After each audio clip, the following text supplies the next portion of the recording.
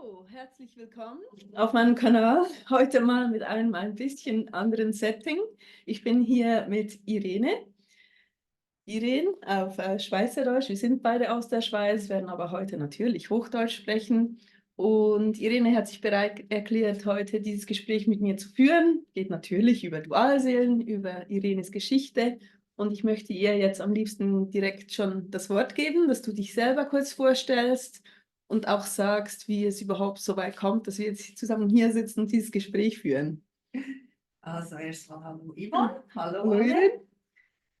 Ich bin die Irene, wie sie schon gesagt hat, und lebe in der Nähe von Yvonne und bin 51 Jahre alt. Hm?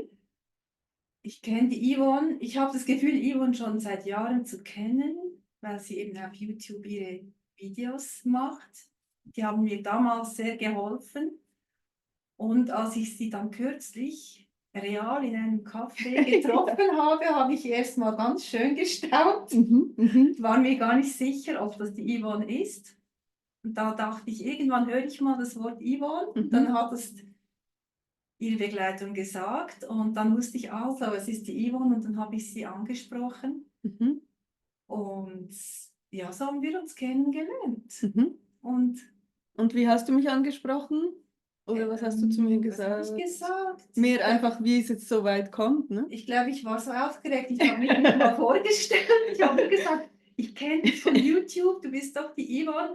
Danke, du hast mir sehr viel geholfen. Ich will nur ein Kompliment machen. Stimmt, ja, du warst sehr diskret. Und ich gehe gleich wieder weg, genau. so wie das die Schweizer eben so tun. Genau, ja, das war sehr diskret. Und dann hat Yvonne gesagt, hey, hättest du mal Lust, mit mir zusammenzusitzen und deine Geschichte zu erzählen? Also mich hat wirklich auch persönlich, ne, einfach deine Geschichte interessiert. Ich habe ja dir, wo du mich angesprochen hast, auch kurz gefragt, hey, sag kurz in 3 Sätzen, wie kommt es dazu, dass du mich ansprichst und was ist deine Geschichte? Und haben dann aber gemerkt, dass es ja schön wäre, ein bisschen mehr ins Detail zu gehen. Genau. Und ich ja immer auch an meine Zuschauer denke, ne, an meinen YouTube-Kanal, immer auch denke, wie kann ich bestmöglich helfen, wie kann ich bestmöglich Input geben, Mut machen, auch Hoffnung geben, war dann schnell mal die Idee, hey, könnten wir nicht auch ein Video machen für YouTube? Erst hast du noch gesagt anonym und dann irgendwie fühltest du dich dann doch wohl mit der Idee, dass man auch dich sieht und deinen Namen kennt und finde ich wunderschön, dass du dich bereit erklärst. Also schon mal herzlichen Dank. Wirklich auch, ich denke auch im Namen der Zuschauer. Gern. Ich wäre auch froh gewesen. Ja, weil es ist wirklich, wie wir wissen, ne, es geht ans Eingemachte, es ist ein Weg und eine Geschichte, die nicht einfach ist und dann auch darüber zu sprechen, auch, ja, wir werden jetzt die Details sehen, ist natürlich nicht ohne. Ja, also danke für dieses Vertrauen, das du auch mir und den Zuschauern schenkst, ja. Gern. Ja, und jetzt, also es ist wirklich, der Zustand ist, ich kenne Ihre Geschichte nicht. Wir haben gedacht, wir machen das so echt wie möglich. Ich erfahre mit euch, sozusagen mit denen, die zuschauen, die Geschichte, die Details, wie alles gekommen ist. Und deshalb möchte ich dir überlassen, dass du da anfängst, wo du denkst, möchtest du anfangen, es geht um Dualseelen, es geht um deine Dualseelengeschichte. Wir möchten den Namen deines Partners nicht nennen. Wir nennen ihn einfach dein Mann, weil sich das stimmig anfühlt. Und ja, vielleicht fangen wir mit dem Kennenlernen an. Wie habt ihr euch getroffen, kennengelernt? Wo standet ihr im Leben zu der Zeit? Ja, also meistens steht man ja da, wo man nicht erwartet, die Dualseele zu treffen, wo man denkt, das hat jetzt sowieso keinen Platz. Ja. Nein, es war so, im Sommer 2016, wir waren beide nicht frei. Also eine undenkbar schlechte, denkbar schlechte Situation. Aber er hat mich angesprochen, er hat im öffentlichen Dienst gearbeitet, ich war quasi Gast da und irgendwann bin ich ihm aufgefallen und dann hat er mich angesprochen, weil er sogar ein Mann, sage ich jetzt mal, hat diese Seelenverbindung gleich gespürt. Ich glaube, das ist ein ganz wichtiger Punkt, wo sich ja viele den Kopf zerbrechen drüber. Spürt er es auch?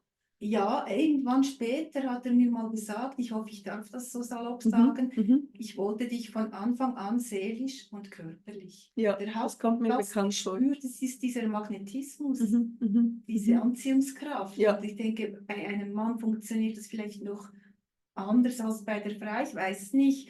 Auf Mhm. alle Fälle, er hat mich angesprochen und wir haben beide sofort gespürt, da ist ein Draht. Mhm. Es ist so, als ob du jemanden triffst, obwohl du ihn das erste Mal siehst, als ob du ihn ewig kennen würdest. Mhm. Mhm. Und ich war ein bisschen erschrocken, weil ich wusste genau, also es ist irgendwie ein bisschen lustig. Er hat mich relativ schnell nach meiner Telefonnummer gefragt. Mhm. Und mir ging kurz der Gedanke durch den Kopf, soll ich jetzt die falsche Nummer Ja. sagen? Mhm. Weil ich habe intuitiv gespürt, es wird gefährlich. Ich Ja. gefährde meine Partnerschaft, wo ich jetzt Du noch hast drin es bin. in den ersten Worten schon Ich gespürt. habe kurz überlegt, soll ich die falsche Nummer Ja. angeben, weil ich war nicht fähig zu sagen, nein, ich gebe Ja, meine ja, Nummer ja. nicht. Mhm. Das Abgrenzen und Nein sagen habe ich dann Ja, später ja, ja, gelernt. ja, das ist natürlich ein Thema, Und ja. da habe ich gedacht, ich Ja. flunkere, ich gebe die falsche Nummer, Mhm. weil ich will keinen Ärger. Mhm. Ich habe es einfach gemerkt. Weder mit ihm noch mit Also nicht Ärger im schönen Sinn natürlich, aber kein Ärger. Ich müsste ja dann meine Partnerschaft beenden und ich habe Also schnell das war gespürt, alles schon da. dass viel dran hangen Ja, würde. ja, ja, Ja. ja. Und dann kam noch das Kopfkino. Also er kommt aus einem anderen Land, er kommt aus Ägypten, Mhm. andere Religion, andere Kultur. Dann kamen gleich auch noch die Ängste. Ja, Doch, das ging bei mir in die ersten Sekunden, Minuten alles durch den Kopf. ja. Das Mhm. Herz hat realisiert und der Kopf hat gleich gewütet. Ja. Achtung, Achtung, es wird kompliziert. Ja, ja. Also es Ja. ist faszinierend, wie in den ersten Sekunden oder Minuten Ja, schon alles wie ein Same, ne? Ja. Der sich blüht zur Blume, wie schon alles da war. genau, du spürst, dass Du das spürst dabei es, die kommen wird. Konsequenzen. Darum willst du ja das quasi schützen, weil Mhm. du müsstest dir am bestehenden Leben jetzt was ändern. Ja, ja. Und er war auch in einer Partnerschaft, Mhm. ich ja eben auch. Mhm. Und Mhm. irgendwie wollte man das ja auch nicht gefährden. Ja, und wie du sagst, also es sorgt für Probleme, ne? Ja, Also das Umwälzungen war kommen immer mit, sind andere Menschen im Spiel, es betrifft andere Menschen. genau. Das will man ja verhindern. Ja, genau. Mhm. Spürt aber gleichzeitig, du kannst jetzt schon nicht aus diesem fahrenden Bus Der aussteigen. Bus ist schon losgefahren, schon zu spät. Nein, wirklich, ist so. Ja. Ja. Mhm. Und dann haben wir uns halt öfters gesehen, weil ich war da immer mal wieder Gast, der hat da gearbeitet. Und ja, das ging, ich sage jetzt mal so 2 Jahre, war das ein bisschen Also? on und off. Also was heißt das on und off? Also wie ging es von, ich gebe ihm vielleicht die falsche Nummer, zu on und off? Ich mache einen Sprung, stimmt. Man hat sich dann Also du hast ihm die richtige Nummer Ich gegeben. habe ihm die richtige Nummer gegeben und er hat mich dann am selben Tag angeschrieben. Ich habe sofort gemerkt, wir haben denselben Draht, Ja. dieselbe Sprache. Ja, Und ich auch. Wir waren beide einfach halt geflasht und Ja. waren baff und mussten das erstmal so setzen lassen. Und dadurch, dass wir uns aber immer wieder an diesem selben Ort getroffen haben, ein öffentlicher Ort am See, ging das relativ spielerisch, dass man halt immer mal wieder ein Gespräch hatte. mhm. Und dann haben wir auch beide mitgekriegt, es sind Partner im Spiel, man kann da nicht von 0 auf 100 Ja. gehen. Ja. Und irgendwann haben wir uns aber dann mal privat getroffen Mhm. und ja, da war es quasi um uns geschehen. Da Okay. gab es kein Halt mehr, Ja. sage ich mal. Und dann kamen halt dann langsam die Probleme, weil was mache ich jetzt? Ja, darf ich nur ganz Ja. kurz noch einhaken es ist mir gekommen, wo du gesagt hast, ihr habt euch natürlich zuerst mal geschrieben. Mhm. Und das interessiert mich jetzt als Linguistin, in welcher Sprache habt ihr euch ausgetauscht? In Deutsch. In Deutsch. Ja. Also er spricht gut Deutsch, er spricht deine Sprache. Genau, weil Ja. er war mit einer Schweizerin ja. verheiratet und hat auch Kinder mit ihr. Ja. Sie ist nach Ägypten gezogen, sie hat Mhm. unten gelebt, aber er hat schon damals an der Uni Deutsch das okay. Fach belegt Ja. und kann Deutsch gut. Ja. Und das war dann, und auch bei seiner Arbeit hier in der Schweiz, Ja. er konnte Okay. ziemlich gut Deutsch. Das ist eigentlich unsere Okay, ja, Partnersprache. das hat mich jetzt nur interessiert, Ja. weil es oft ja dann auch in einer Fremdsprache für die eine Partei geschieht und trotzdem ist die Energie so klar spürbar. Auch Total. wenn so das Lost in Translation, ne, wenn man nicht so die Insider-Jokes oder was weiß ich, es ist was anderes, das über die Sprache hinausgeht, Total, die weil, Verbindung. ja, Deshalb ja. spielt es eigentlich keine Rolle, aber das wollte ich jetzt nur kurz Nein, das stimmt. nachfragen. Wir haben heute manchmal auch solche Missverständnisse. Ja, ja, Und immer wenn ich dann merke, hey, hör mit dem Herz, ja, dann sind genau. diese Das ist das. Missverständnisse sofort Ja. ausgeräumt. Mhm. Ja, Also es ist ja Sprache ist Kopf, total. ne? Ja, ja. Und das Arabische hat so, das hat, wenn ein Deutsch ein Wort hat, gibt es im Arabischen wahrscheinlich 50 davon. Okay. Und das für Macht es jemand nicht ist es, einfacher. der kann sich dann in Deutsch gar nicht so richtig ausdrücken, wie er das sonst könnte. Ja, ja. Aber eben, wenn man mit dem Herz hinhört, Mhm, die mhm. anderen Sinne nimmt, dann geht Ja, das. ja, schön. Ja, ja. Und du hast gesagt, dass ihr euch immer wieder getroffen habt und dann, also da war diese Verbindung, die von Anfang an da war. Es war der Austausch, war das, ja, also irgendwann stand sicher bald mal im Raum so von wegen, hey, wir haben beide Partner und wir spüren diese Verbindung, wie weiter? Ja, genau. Oder, mhm. Mhm. Ja, das wurde ein bisschen schwierig, weil ich hatte schon, bevor ich ihm begegnet bin, mit dem Thema Seelenpartner mich beschäftigt. Ja. Und ich war schon mit einem Seelenpartner zusammen, Mhm. sage ich jetzt mal. Und das Und war was für ist mich für schon dich die ein Liebe des Seelenpartner? Lebens. Okay, gut. Ja, Quasi. ja, ja, ja. Und was das ist? Also ja, du Also hast es dieses jetzt Gefühl, gesagt. jemanden schon ewig zu kennen, Okay. wenn man ihn das erste Mal sieht. Ja. Jetzt. Also das hattest du vorher in der Partnerschaft schon. Ja. Ja, das ist wichtig, glaube ich. Genau, Das, es war eine gute Partnerschaft. Mhm. Ich dachte, da bleibe ich bis zum Ende meines Lebens da. ja, Also es hat Mhm. an was gerüttelt, was wirklich Ja. stabil war, ja, dachte ich. ja. Und das hat mich auch so überfordert. Mhm. Deshalb kam ich so in diese Situation, dass ich wirklich über Monate so zwischen zwei Männern stand. Mhm. Mhm.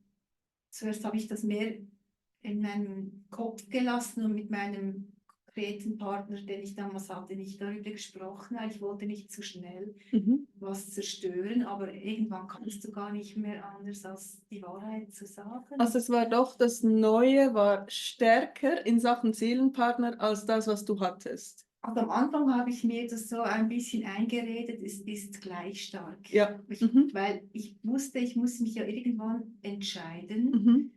Und dann redet man sich das ein bisschen schön, ja, es ist gleich. Ja. Mal schauen. Mhm. Wenn ich zurückschaue und mit mir ehrlich bin, ich habe ja sofort gespürt, es ist gefährlich, darum wollte ich ja nicht Ja. die richtige Nummer geben. Ja. Das hätte ich das gerade sein lassen können. Nein, man spürt den Unterschied, Mhm. dass nochmal eine Stufe höher ist. Mhm. Das hat mich eben auch, soll ich sagen, ein bisschen verwirrt. Natürlich. Weil ich dachte, ich kenne mich schon ein bisschen aus in diesem Thema. Du dachtest, du kennst das höchste der Gefühle kommt in Next Sachen Level. Was ist denn jetzt das? Ja, Das hatte ich nicht auf dem Plan. Total Dass es aus dem ein Next Konzept. Level überhaupt gibt. Ja, genau. Ja. Ich dachte, ich Ja. sei schon auf dem... Du seist schon ein höchstes Level. Ja, wirklich. Ja, ja, Ja. ja. Mhm. Ja.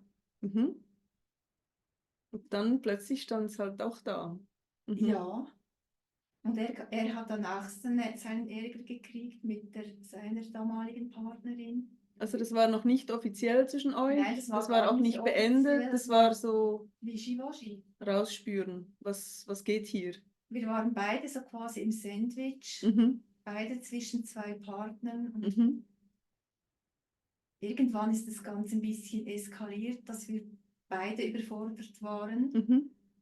Und dann so nach 2 Jahren, also im Sommer 16 haben wir uns kennengelernt und dann 2 Jahre später, am 18, war dann wirklich, wie soll ich jetzt sagen, ich habe es meinem Partner schon vorher gesagt, aber der hatte das nicht ernst genommen. Er dachte, ja, ist nur hingespitzt. Ja, das vergeht wieder. Dann hat mein Partner gemerkt, die meint das ernst und seine Partnerin, die hatten dann auch Ärger, also nicht wegen mir, die hatten sonst Probleme. Auf alle Fälle ist alles ein bisschen eskaliert. Und ich dachte, okay, jetzt ist die Bahn frei für uns, weil wir das den Partnern gesagt haben. Und erst nach 2 Jahren insgesamt. Also ganz klar, Ja. ich habe schon nach 3-4 Monaten mit meinem gesprochen, Ja. aber der hat das nicht ernst genommen. Nicht so ernst genommen. Und mir war es eigentlich recht, weil ich habe ja die Wahrheit gesagt. konnte noch so mein beschauliches Leben leben, so Ja. ein bisschen. Und wie hast du es ihm gesagt? Welche Begriffe hast du verwendet? Wie hast du das beschrieben, was du am Erleben bist? Also ich war an diesem Tag gerade im Kanton Basel bei einer Coach. Mhm. Sie hat nicht Seelenpartner, sie macht kein Seelenpartner-Coaching, aber sie hat einfach so ein bisschen, es war eine kleine Art Rückführung und da haben wir gemerkt, ich bin da hingegangen, weil ich eben zwischen den zwei Männern stehe. Mhm. Die hat dann gesagt, ja, das waren früher Brüder.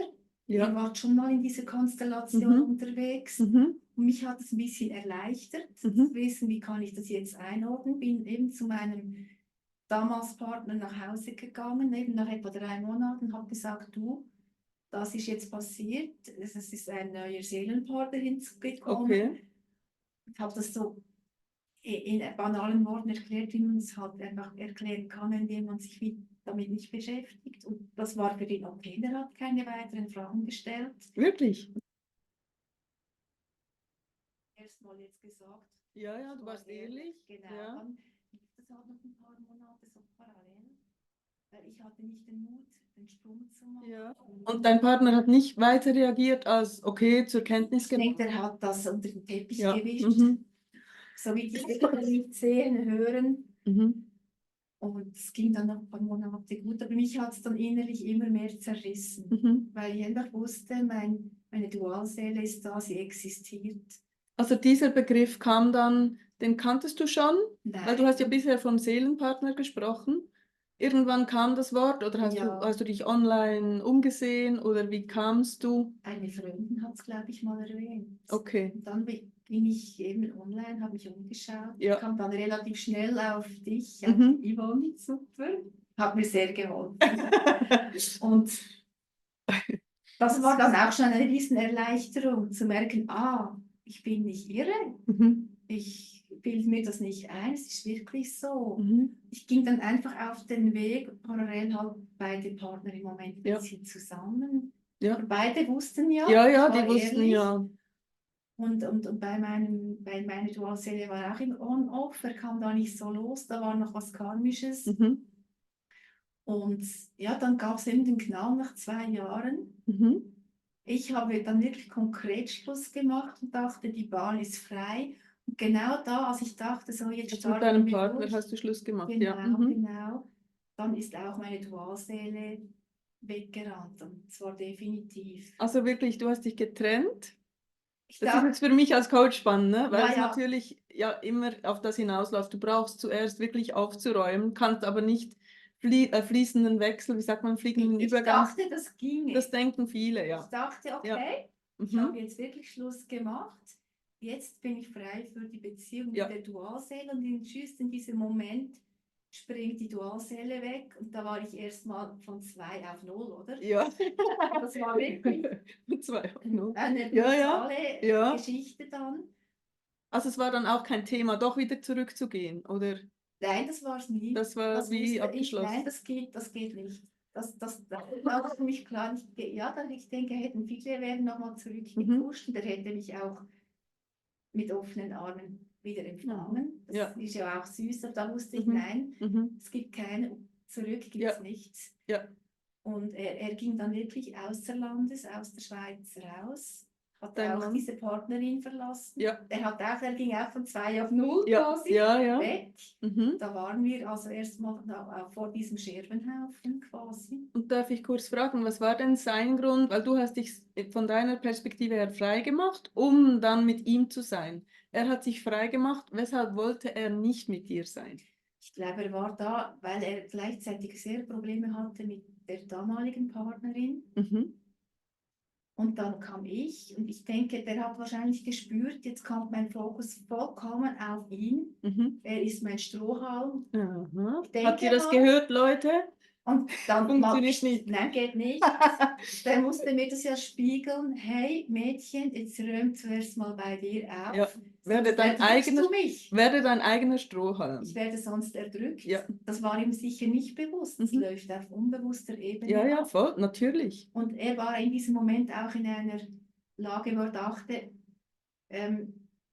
mit den Frauen hier quasi in der Schweiz, das klappt nicht. Wir sind zu verschieden von Ja. der Religion, der Sprache, der Ansicht. Mhm. Er hatte so ein bisschen, sag jetzt mal, die Schnauze Mhm. voll. Mhm. Es, Mhm. quasi, das kann ja nicht gut Ja, gehen. noch so eine, das gibt nur wieder Ja, und Probleme. wahrscheinlich diese Seelenverbindung zu spüren, da kommt ja auch die Angst hoch. Wenn ich mich da einlasse, und bis jetzt ging es ja schief, Mhm. dann ist die Fallhöhe ja auch Ja. tiefer. Mhm.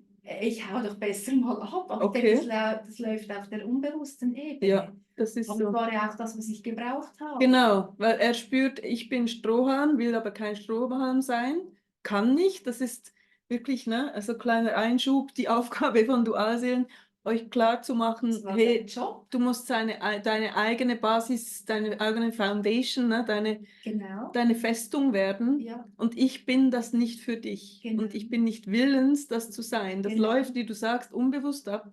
Ja. Es ist einfach ein Widerstand, den sie spüren. Ne? Das ist wie einfach so, Ich nein, denke, ich er wird muss es weg. nicht erklären können mit Nein, dem Kopf. nein. Es war wirklich ein. Auf Seelenebene ist es die Aufgabe, sicherzustellen, dass du das in dir findest. Das ist mir heute sowas von Ja, klar. ja, Damals war ich natürlich ein Riesenfragezeichen. natürlich. Was soll das jetzt? Und was hat er dir offiziell als Grund gegeben, weshalb ihr nicht zusammen sein könnt? Also zuerst kam ja so quasi, weil diese damalige Partnerin auch wieder zurückkam, hat er mir gesagt, ich muss quasi zu dieser Partnerin zurück, die Mhm. war vor dir da. Mhm. Und ich will nichts zerstören, geh du quasi zu deinem Partner zurück. Ja. So quasi Mhm. zurück auf Start, das Ja. war nichts wert. Tun wir so, als hätte ich dich Ja, nie um deine ganz Nummer genau, gefragt. ich kümmere mich um meine und du dich um deins. Das hat man sich dann so quasi so schön geredet und dann war er weg. Mhm. Und dieses Aufräumen, eben, das ging nicht lange, es gab dann Knall und ich habe mitgekriegt, dass er ins Ausland geht, zurück in die Heimat. Mhm. Wir hatten da dann ein halbes Jahr wirklich Kontaktabbruch. Mhm. Und ich habe auch irgendwo gespürt, der probiert sich in seiner Heimat, eben in Ägypten, ein neues Leben aufzubauen. Das habe ich gespürt. Mhm. Mir war irgendwo klar, er sucht jetzt das Glück mit einer Partnerin mit derselben Religion, demselben Background. Und da Ja. habe ich irgendwie gespürt, es war wirklich ein halbes Jahr Ruhe. Mhm. Und für mich war es aber okay, weil ich habe da enorm aufgeräumt. Ich habe nie so viel aufgeräumt wie in diesem halben Jahr. Was gab es denn noch aufzuräumen, nachdem du dich getrennt hattest von deinem Partner? Also generell all diese falschen Glaubenssätze, all diese Muster. Also ich hatte immer Mühe, als wir da noch die ersten 2 Jahre ja zusammen waren, so on-off, da war ja immer noch seine Partnerin, mein Partner und ich habe mich immer als Nummer 2 gefühlt. Nur zum Beispiel, so Ja. diese Unzulänglichkeiten. Mhm. Ich bin es nicht wert, ich bin ja eh nur die Nummer 2. Mhm. Und dann halt einfach daran zu arbeiten, das loszulassen, in die Selbstliebe zu kommen, also diese Art von Aufräumen. Mhm. Also du hast ihn wirklich auch als Spiegel genommen, Total, oder? ich Er habe diese hat dich nicht Spiegelübung gewählt. gemacht. Wo wähle ich mich nicht? Ja, ich habe Also es geht wirklich, jetzt nicht um die Spiegelübung, ja, aber er ist ja Spiegel, ich wie habe, wir wissen. genau, ich habe Ja. die Spiegelübung dann wirklich Ja. gefunden und auch bei dir und bei Mhm. anderen und habe Mhm. wirklich bei allem diese Spiegelübung angewendet. Mhm. Mhm. Nicht den Bösen in ihm gesehen, Mhm. sondern was macht es mit mir, warum habe ich das? Er zeigt mir ja nur etwas auf, was ja schon in mir war. Das Ja. löst nicht er aus, sondern Mhm. es war ja da. Er zeigt mir nur, Mhm. hey, schau hin. Mhm. Und dann habe ich gemerkt, eben diese Selbstliebe, das immer hinten anstehen, Ja. immer die Nummer 2, einfach halt, was Mhm. man so hat, jeder Mhm. hat halt so seine Baustellen. Mhm. Das habe ich gemerkt, habe ich aufgeräumt. Mhm. Bin in die Selbstständigkeit gekommen, Ah, habe einfach alles, auch was für mich beruflich. gut tut, Mhm. gelöst, ja, beruflich hingeschaut. Wirklich einmal so ein Scan durchs ganze Leben. Ja. Weil ich war so auf mich zurückgeworfen Mhm. bei seiner Flucht. Ja. Ja. Da wurde mir aufgezeigt, wo flüchte ich eben überall in meinem Leben. Es war das beste Bootcamp, was ich. Ja. Und da war aber die Yvonne und ihre Videos eine große, große Hilfe. Ja, Wirklich. wirklich. Unter anderem, ja. Also habe ich das sozusagen angesprochen in meinen Videos, was du jetzt Aber beschreibst, dass es um dich geht. ja, oft. genau, das richtige Timing, Mhm. Themen, die du hattest, Mhm. hat mich gerade abgeholt, Ja, da wo ich ja, stand. ja. Mhm. Zu merken, hey, zuerst darf ich mit mir selber klarkommen, mit mir Mhm. selber mich ganz fühlen und nicht die zweite Hälfte bei ihm finden, sondern mal zuerst ganz Ja. selber in meine Ganzheit kommen, und das Mhm. kann er mir nicht abnehmen, das darf ich selber machen. Ja. Das habe ich dann wirklich alles realisiert und einfach mal alles rundum aufgeräumt in Mhm. meinem Leben. Mhm. Und ich möchte kurz einhaken, weil das so ein wichtiger Punkt ist, dieses Ganzsein selber. Ne? Ein Irrglaube besteht ja in der, ich sage jetzt mal, Dualseelengemeinschaft, dass man meinen könnte, man ist nicht vollständig alleine. Man braucht den anderen, weil das ist ja so Yin-Yang, ja? Das passt zusammen, das sind zwei Puzzleteile. Und solange der nicht da ist, kann ich nicht vollständig sein, was genau eben nicht so ist. Ne? Dass man zuerst in seine Vollständigkeit, in seine Ganzheit findet, in sich, und der andere dann die Ergänzung ist, natürlich in irgendeiner Dann Form. passt das Yin-Yang ja Es wieder, aber passt, erst wenn aber beide sind bei sich ganz. genau, Und dann passt es wieder, ja. genau, Das ist ganz wichtig, ja. Das wollte ich sehr. kurz einfügen. Mhm.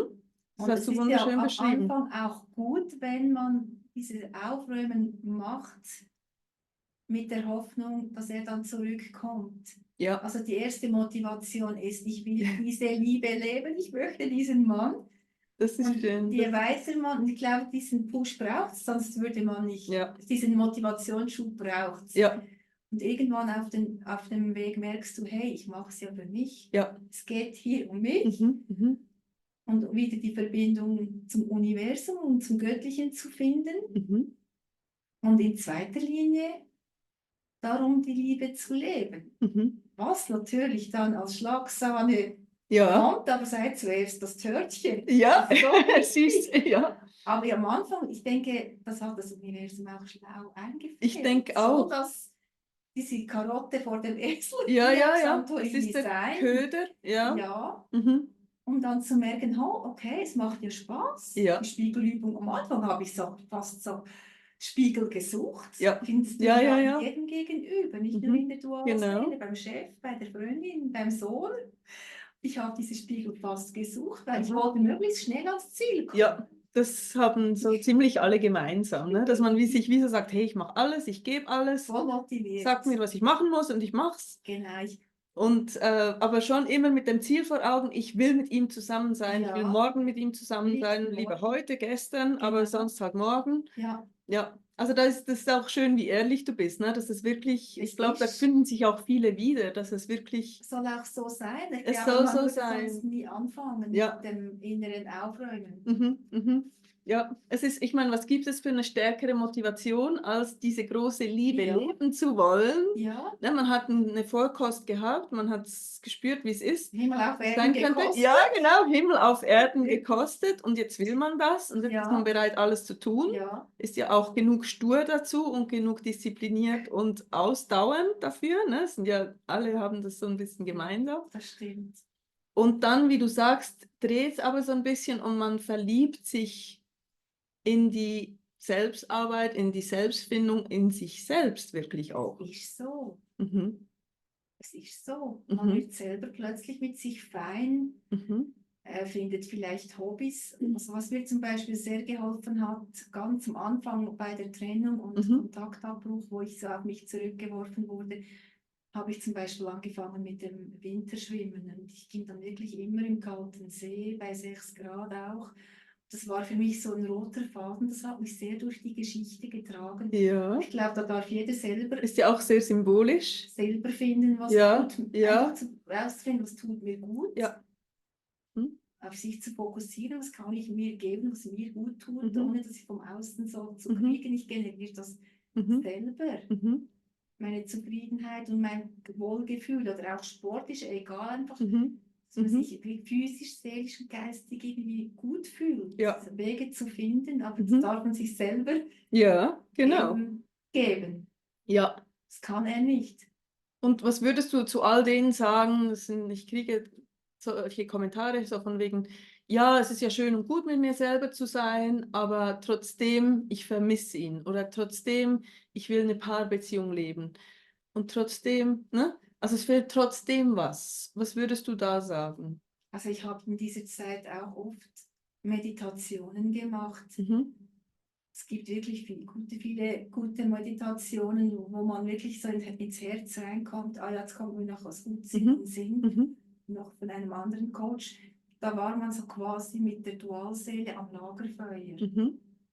Also wenn du dich in meditativen Mhm. Zustand versetzt, ob jetzt mit Musik oder Ja, Räucherstäbchen, ist ja egal, einfach du entspannst dich, stellst dir vor, ich treffe meine Dualseele am Lagerfeuer. das habe ich auch immer. In meinem Online-Kurs ist das eine Und ich bin so mit Lektion. ihr im Gespräch. Ja, ja. Und da kannst du alles sagen, was dir Mhm. auf dem Herzen liegt. Dann Mhm. hast du dieses Trenngefühl auch nicht mehr, weil du sitzt ja da mit ihm am Lagerfeuer. Klar, Mhm. die physische Umarmung hast du immer noch nicht, dann nimmst du den Kuschelbär halt dazu. Mhm. Aber ich Mhm. habe es ein bisschen so Ja, auf diese Art und Weise zu mir geholt. Und ich habe dann auch gespürt, er ist hier, er ist ja immer da, auf mhm. Seelenebene. Ja, Es ist nur das Ego, das sucht da im ja, ja. Außen. Klar, ersetzt es nicht die Umarmung, aber das hat mir diese Nähe gebracht. Ja. Also du sagst, das Schöne ist das, was ich sozusagen lehre oder vertrete, Ja, dass die Union, wenn man so will, die Beziehung zuerst innerlich ja, stattfindet. genau. Ne? Also nur weil die Dualseele nicht im Leben ist, heißt es nicht, dass innerlich diese Vereinigung stattfinden kann. Die kann sehr wohl stattfinden und die muss zuerst im Innen stattfinden. Ja, Es muss nicht unbedingt jetzt über diese Meditation geschehen, wo man das aktiv so pflegt, diese Einheit, aber wie soll ich sagen, die Harmonisierung des beiden, also Klassiker, ne, man ist wütend auf die Dualseele. Wie das war ich soll auch. das funktionieren? Und Das so. sind natürlich, das sind Momente, aber insgesamt darf man das in die Harmonie bringen, zuerst innen, bevor man irgendein Gespräch führen will oder muss. Genau, dann Ne? gehst du eben ans Lagerfeuer Genau, und dann innerlich, ja, machst du dieses ja, Zwiegespräch, ja. Oder jetzt auch über bevor du die nach hinaus, außen gehst und eine böse Nachricht genau, schreibst. ja. Ich habe es immer so gemacht. Mhm. Oder auch über die Meditation hinaus, dass es Mhm. ein Zustand wird, von Mhm. wegen, ich spüre ihn ja sowieso bei Genau, mir. genau. Wir Und dann, sind ja schon in dieser Einheit ja, und das manifestiert von innen es als ist, Folge nach außen. es ist immer so, es geht Ja, immer von innen nach außen. genau. Ja, Mhm. ich habe mich oft dann in das quasi 5D versetzt, Ja, wenn das in 3D hier ja. nicht Gerade ein war. bisschen anders aussah. Mhm. Da ist es immer. Ja.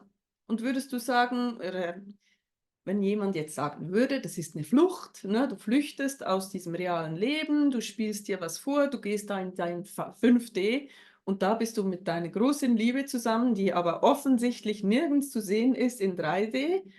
Was sagst du, was würdest du dazu sagen? Das sind alles so Einwände, ne? Die kommen Klar, können. ja. Also ich sage erstmal, eine Manipulation kann es nicht sein, weil auf Mhm. Seelenebene ist niemand manipulierbar. Jede Seele Mhm. ist frei. Mhm. Und wenn da diese Liebe gespürt wird, Mhm. also das kann Ist ja sie nur dann auch echt echt? sein. Ich denke nicht, dass da manipulativ was sein kann, Ja, weil der freie Wille, der geht ja immer vor. Auch, das ja. sagt ja auch die geistige Welt. Also Mhm. ich will hier nicht zu weit ausschweifen. Mhm. Ich glaube, das ist dann mehr unser Ego.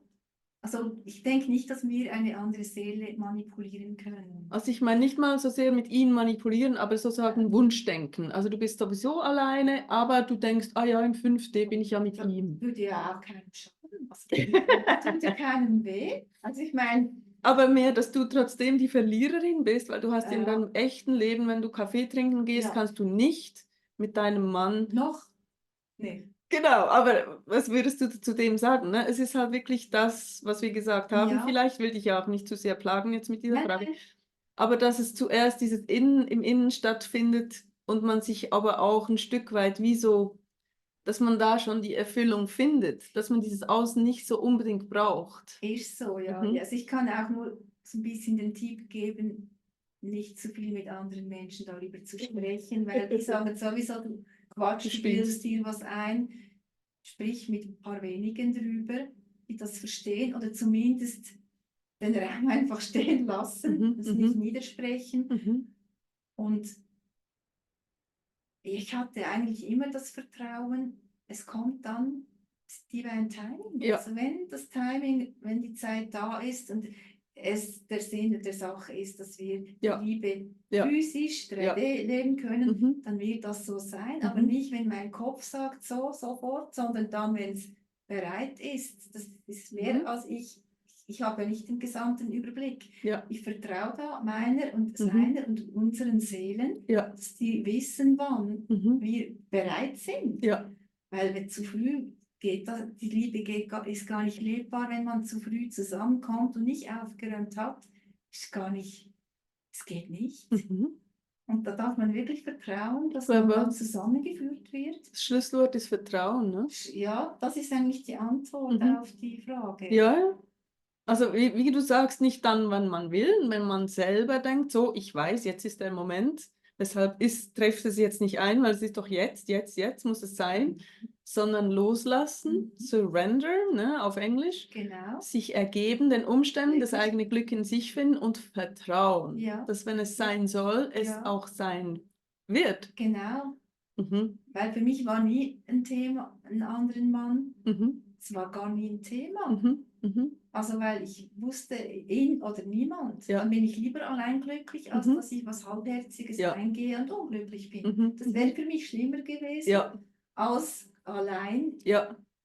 nur seelisch verbunden quasi zu sein. Mhm. Mhm. Aber es können auch andere Lernpartner dazwischen kommen. Natürlich, aber ich das ist denke, das auch spürt möglich. man. Ja, ja, man wird geführt, ganz klar. Weil mein Mann kam ja dann in eine Ja, was war dann? Lernpartnerin rein während der Kontakt. Also er ging nach Pause. Ägypten, brach den Kontakt erstmal ab. Genau, Du dann spürtest, oh, jetzt geht da was. hat er eine Marokkanerin geheiratet. Okay. Selbe Religion, selbe Sprache. Mhm. Also wirklich direkt geheiratet. Ja, ich denke quasi ja, weil das machen Muslime ja oft, weil das die Voraussetzung ist, damit man ja die Beziehung auch leben kann. Mhm. Mhm. Mhm. Bisschen, nicht Ja. so wie bei uns Konkubinat. Und Mhm. deshalb geht es da vielleicht manchmal schneller. Ja. Und ja, er hat Flucht nach vorne betrieben. Und wie hast du davon erfahren? So ein halbes Jahr, als er dann so im Frühling zurückkam, wegen der Arbeit in der Schweiz, die er vor allem im Sommerhalbjahr macht, hat er mich plötzlich angerufen, heulend, weil sie Schluss gemacht hatte. Und er dachte, wie soll ich sagen, er dachte, es wäre passiert, weil er bei mir und meinem Partner damals reingefunkt war. Ah ja, Wollte so quasi als... sich entschuldigen und Mhm. Aufräumarbeit machen und das wieder gut machen, damit das bei ihm Wieder quasi, gut läuft. ja, quasi irgendwie so. Aha. Und dann habe ich gemerkt, ja, nein. Also außerdem war es auch ein bisschen Vorwand. Ich habe immer auch gespürt, man will ja auch Kontakt, aber es braucht ja einen Grund, wieso man Kontakt aufnimmt. Das spürt man ja so klar, Das ne? war ja Auf beiden Seiten übrigens. Es war beides. Ja. Ich habe dann einfach mitgekriegt, die haben sich getrennt. Mhm. Also sie hat sich getrennt, wieso auch immer. Mhm. Und das war für mich dann ein ganz klarer Fall von einer Lernpartnerin. Mhm. Weil wäre das nicht passiert, klar, mich hat es verletzt, klar, ich habe es gespürt, aber ich bin heute froh um die Situation, weil ich würde bis jetzt denken, oder er, vielleicht wäre eine Frau mit derselben Kultur, Ja. derselben Sprache die Lösung. Ja. Aber darum geht es bei den Dualseelen nicht. Sehr schön Das gesagt. wird jetzt mal abgehakt, Ja. oder? Ja. Ja. Das war dann auch, eben Mhm. nach 2,5 Jahren. Und seitdem Okay. ging unser Zusammenkommen dann stetig wieder voran. Mhm. Aber ich denke, jeder braucht die Lektionen und manchmal braucht es halt noch mal einen Partner. Ja. Je nach Thema. Ja. Und vielleicht war ja auch in dir irgendwo ansatzweise die Überzeugung vorhanden, es wäre einfacher, wenn er jemand aus seiner Kultur ist, wie du sagst. Ich kann ihm Es das war ja nicht bieten. in euch beiden, ne? Ja, ja. Ja. Es ist immer ein Spiel. Es ist immer in beiden. Immer, Ja, ja, immer. das Und ist schon so. das hat es noch gebraucht. Mhm. Und klar war da erstmal Scherbenhaufen, ein Mhm. verletztes männliches Ego. Mhm. Und ich war auch gekränkt. Wow, Ja. ich bin wieder Nummer 2. Ja, stimmt, jetzt kommt er wieder. Das kam bei mir immer Ja. mal wieder, dieser Trick. Das war so dein... So wie ein Deine Zwiebelprinzip, wieder Blockade. eine Schicht weg. Genau. Ich habe es erledigt. Ja. Da kommt nochmal eine Schicht. Ja. Du darfst das Thema nochmal Ja. anschauen. So geht das. Wenn man denkt, man hat es erledigt, kommt es nochmal. Ja. Ja. Aber dann wart ihr wieder in Kontakt, jetzt über die Trennung, also seine Scheidung war das ja dann wahrscheinlich, wenn er verheiratet war. Genau, das war dann seine zweite Scheidung quasi. Okay. Und ich bin auch einmal geschieden. Also Mhm. die Themen sind ja ziemlich ähnlich. Mhm. Das finde ich noch spannend. Wir haben auch beide Kinder. Mhm. schon ziemlich groß. Ja, und von da haben wir uns dann wieder langsam angenähert. Mhm. Ja. Und irgendwann war das ein fließender Übergang, dass wir Ja. sie uns geben wie ein Paar, obwohl wir nicht gesagt haben, wir sind ein Paar. Ja. Und das geht einfach so natürlich. Mhm. Das eine kommt zum anderen. Mhm. Und jetzt wart ihr wirklich ja beide frei und Ja, genau. gelöst von diesen anderen Genau, Partnerschaften. aufgeräumt. Mhm. Gut, bei ihm Und, ja. fing dann die Aufräumarbeit erst ein bisschen verzögert an. Mhm. Ich denke immer, wir sind uns gegenseitig sowieso Lehrer und Schüler. Ja, Immer ja, mal dauernd. wieder. Ja, ja, hin und her. Ich war dann wieder stabiler, weil ich meine größte Aufräumarbeit gemacht hatte und Mhm. er hatte dann halt diese Trennung zu verkraften, also vor allem das männliche Ego, denke ich, weil die Mhm. Liebe zwischen uns, Mhm. die war nie weg, das haben wir auch gespürt, das Ja. haben wir auch mal drüber Das wollte ich noch gesprochen. fragen, War ja. wirklich damals eine Flucht. Ja. Also du hast auch gespürt, über seine Heirat hinweg oder durch seine Ich habe ihn Heirat immer hindurch, gespürt. du wusstest die Liebe, also die Liebe hast du nie in Immer. Frage gestellt. Nein, ich wusste immer, das Timing, also es ist einfach noch nicht der Moment. Okay. Er Also hat das noch war, Themen, ich auch. und das war echt, also ich frage jetzt absichtlich nach. Du hast nicht gedacht, ah, vielleicht liebt er mich einfach nicht oder vielleicht sind wir nicht meant to be oder Nein, habe du ich hast nie. gespürt, also es war immer so dieses innere Wissen Ja, da, ja. dass du genau weißt, Ja. wer ihr füreinander Ja, seid. ja, Mhm. das war nie weg. Ja. Auch wenn die Umstände vielleicht was anderes gezeigt haben. Ich habe Mhm. immer gespürt, früher oder später Mhm. sind wir zusammen. Ja. Ich weiß nicht, ist es später in diesem Leben oder im Ja, nächsten? Keine das weiß Ahnung. man auch nicht, Aber ja. auch das hat mit Vertrauen und Ja, ja, Liebe zu tun. das stimmt, ja. Mhm. Auf jeden Aber Fall. das habe ich habe das einfach gespürt. Ja. Aber gleichzeitig habe ich eben auch gespürt, wenn wir nicht beide ein gewisses Aufräumen gemacht haben, Ja. ist es nicht lebbar. Mhm. Mhm. Weil es hört nie auf. Ich räume jetzt noch auf. Er Ja. räumt auch noch auf. Mhm. Es braucht nicht 100% Nein. aufgeräumt zu sein, Nein. aber also eine gewisse Basis wäre noch wichtig, So die großen damit Blockaden, die Grundblockaden. lebbar sein Ja. kann. Ja. Mhm. Ja, Mhm. also es hört, der Weg ist das Ziel. Schon, Ist auch oder? interessant. Ja, ja. Dann geht man es eben dann zusammen durch Ja. die Themen. Aber jetzt sind wir noch nicht ganz da, Nein. weil du hast ja gesagt, ihr hättet euch angenähert, Mhm. ganz natürlich wieder, also auch ländertechnisch. Er war wahrscheinlich immer mal wieder auch hier Genau. vor Ort. Ihr habt euch getroffen, gesehen und es wurde dann schon, ging Richtung Paar dann diesmal. Es hat sich so angeschlichen. Also für mich war immer klar. Aber Mhm. jetzt erinnere ich mich an ein gutes Video von dir. Du hast mal was gesagt. Freundschaft mit der Ja, Dualseele. ja, ja oder nein, das ist übrigens eine große Frage, die sich viele stellen. Das war bei uns ein bisschen so. Also ihr hattet eine Freundschaft. Es war quasi alles. Einfach das Körperliche hat gefehlt, aber das also haben sich einfach nicht erlaubt, sage ich mal. Ja. Und war Sonst das von hätte sich Anfang an man ja nicht ein bisschen dabei? wieder. Oder war Doch, das am das war Anfang, war es schon war es dabei? da. Okay. Mhm. Aber dann, Aber dann, mhm. nachdem er nochmal in diese Trennung kam Ja. mit der Frau mit derselben Religion, dann hatte sich das sowieso mal, wie soll ich sagen, verboten. Ja. Und war auch, denke ich, gut so. Mhm. Er hat dann quasi auch Freundschaft gemacht. Ja. Und dann hat mir dein Video sehr geholfen, weil ich war ja immer, Mhm. ich habe immer gespürt, Quatsch, ist alles andere, aber nicht das. Wie meinst du Quatsch? Alles Also andere? quasi, es ist nie nur eine platonische Freundschaft. Aha, ja, ja, ja. Es ist eigentlich, ich weiß nicht, du hast es damals so schön erklärt, man hat ja alles, die Basis stimmt, Ja. das Vertrauen. Ja. Mhm. Und auch wenn man zusammen ist und die Liebe leben kann, er ist dein bester Freund, Mhm. er ist Ja. dein Partner, Ja. er ist dein Lehrer, er ist dein Schüler, er ist einfach alles. Ja. Und wenn man nur Freundschaft lebt, du hast quasi alles, Mhm. außer dieses kleine Mhm. körperliche. Ja. Ja. Also das hat dich nicht Hatten wir noch geschmerzt, nicht. dass dieses eine Teil noch nicht da war. Du Nein, hast weil dich ich nicht wusste, verleugnet. nein, weil ich wusste, dass er noch am Mundellecken ist von seiner Ja. Erfahrung und dass das Mhm. einfach jetzt vielleicht besser so ist. Ja. Und wir haben dann einfach, es kam da dann dazu, dass wir zusammengearbeitet haben, dass ich Mhm. dann am selben Ort, wo ich ihn kennengelernt habe, auch einen Job angenommen habe. So. Mhm. Mhm. Und dann war das unsere Plattform, die Arbeit. Ja.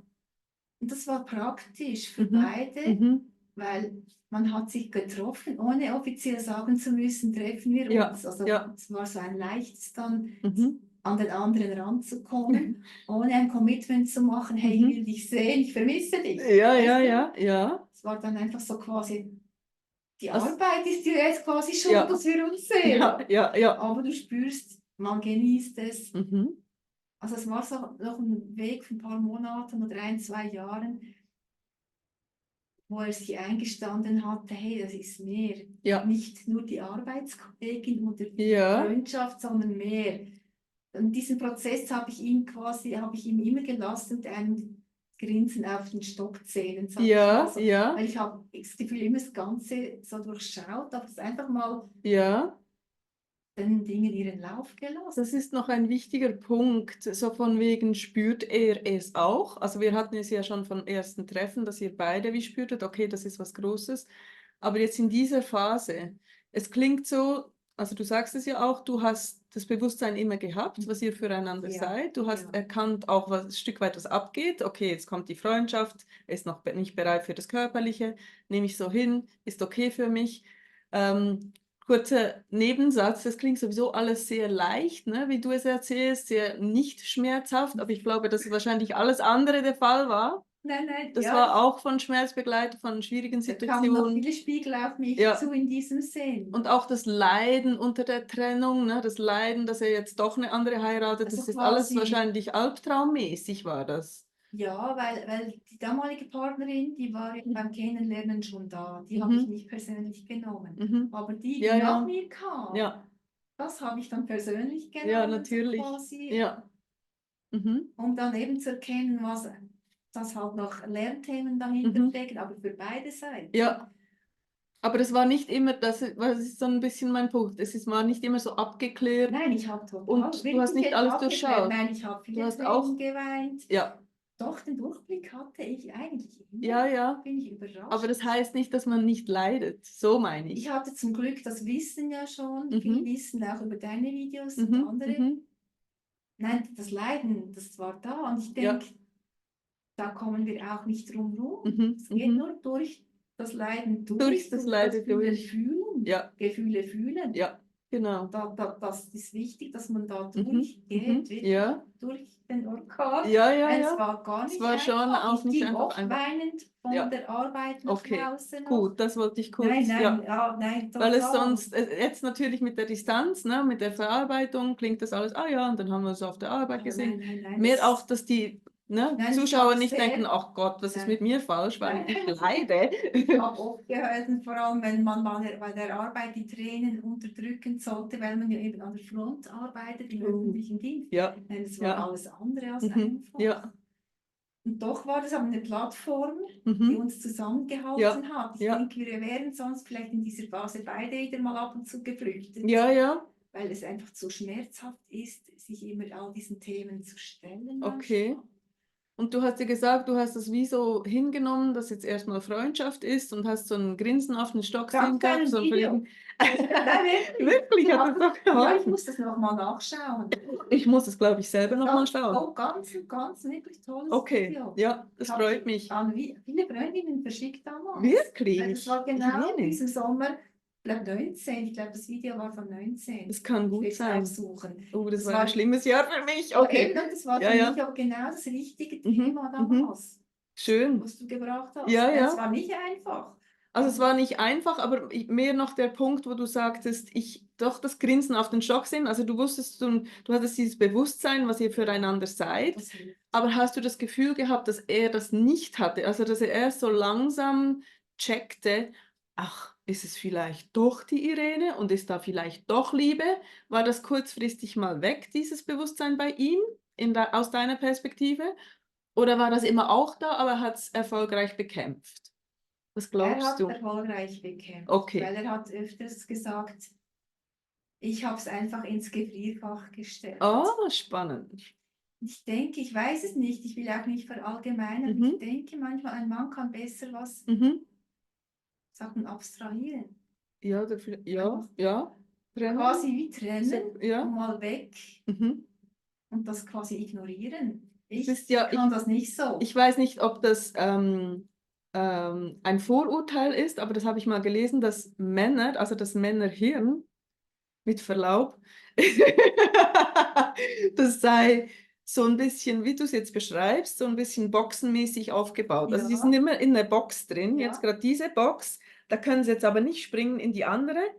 Und bei der Frau ist es alles eins, es ist ja. alles verlinkt, vereint. Mhm. Und deshalb fordern wir die Männer heraus, wenn wir von A zu B jucken und springen und da er keinen Zusammenhang direkt sieht.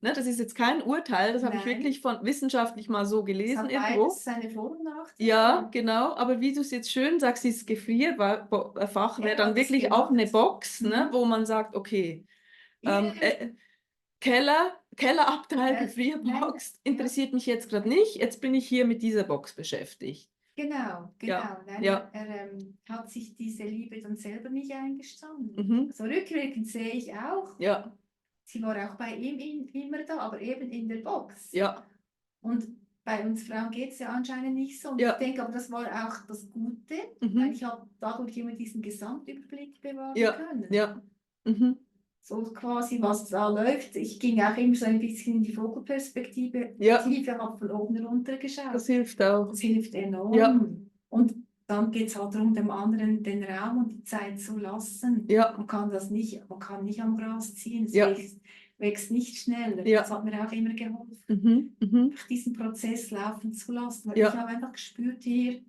dann halt am Lagerfeuer, mhm, konnte man über alles quatschen, ja, ja, mit und ohne Box. ja. Ja, das hat was. Ja, also es hat mich jetzt wirklich auch persönlich noch interessiert, dieser Punkt, weil das so ein Thema ist, ne? Ja, So, was fühlt er? Wie geht es ihm? Kann er wirklich ignorieren, was wir hatten? Kann er abstellen, was er fühlte? Was ich genau weiß, ist gegenseitig. Wir fühlen beide dasselbe. Aber wie kann er so ein Leben führen, sagen wir jetzt mal, ohne, ne, dich und eine andere heiraten, all diese Dinge? Wie ist es Menschen möglich? ja. Wie erklärt man sich da, also ja, was geht wirklich bei ihm vor? Und ich glaube, du gibst da guten Einblick, das mit diesem Gefrierfach auch, also vielleicht erwähne ich das mal in einem künftigen Video, weil das gefällt mir sehr gut, dieses Bild. Einfach mal auf Eis legen, es passt jetzt nicht rein, es soll jetzt nicht sein. Genau, der hat das eigentlich mit dem Kopf regeln wollen. Okay, Kultur stimmt, Religion, Genau, Sprache, bla bla bla bla. ja, Es stimmt, ja, also muss es Erfolg haben. ja, mhm, Ich denke, der Mann regelt vielleicht mehr noch mit dem Kopf und deshalb kann er das so ja, machen und mhm, diese Liebe quasi stehen ja, lassen.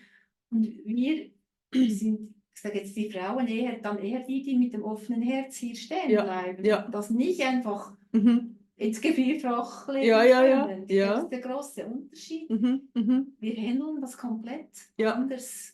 Darum ist vielleicht so die klassische Rolle halt der Frau, ist diese Ja, Chaser-Rolle, ne? Die natürlich. Videos schauen, Ja, die sich halt sagen, ich glaube an diese Liebe, ich weiß, das ist ich glaube, das echt. ist ein bisschen unser Job. Ich glaube schon auch. Und gleichzeitig auch ein Geschenk, ne? Dass man dieses Bewusstsein hat, dass man Ja, weiß, was abgeht, ja, dass man nicht ja, das Gefrierfach eben nicht füllt. ja, Und ja, ist Fluch und Segen zugleich vielleicht. ja. Mhm.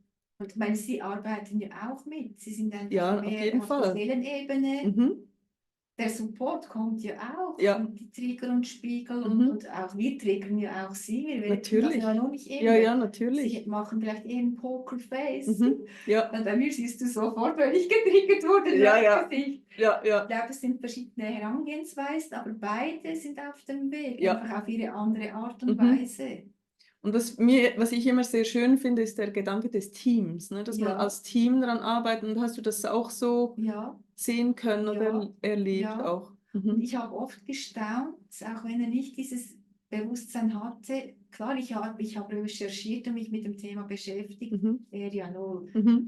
Ab und Ja, zu ne? kamen ja so Sätze, wo ich dann den Kinnladen runter, wo mir der Kinnladen runterfiel, wo ich dachte, woher hat er dieses Mhm. Wissen? Mhm. Dann Mhm. kommen manchmal Sachen aus Mhm. dem Mund raus, aus diesem Mann, wo ich Mhm. denke, das kann er nicht wissen, woher nimmt er das? Eine große, tiefe Weisheit, wo ich dann wie merke, auf der Seelenebene, ich denke, dann sind sie manchmal weiter Mhm. als wir und wir denken hier, Das quasi erlebe ich auch so. im physischen Wir sind weiter, aber ich denke, auf der anderen Seite ist es ein bisschen umgekehrt. Ja, Und irgendwann balanciert sich das aber ja. aus. Oder ich denke allgemein das Konzept oder die Idee von Weitersein, dass das Ja. irgendwo auch Ego ist. Ja, Ne, ja. oftmals so, oh, ich bin weiter, ich habe den Durchblick.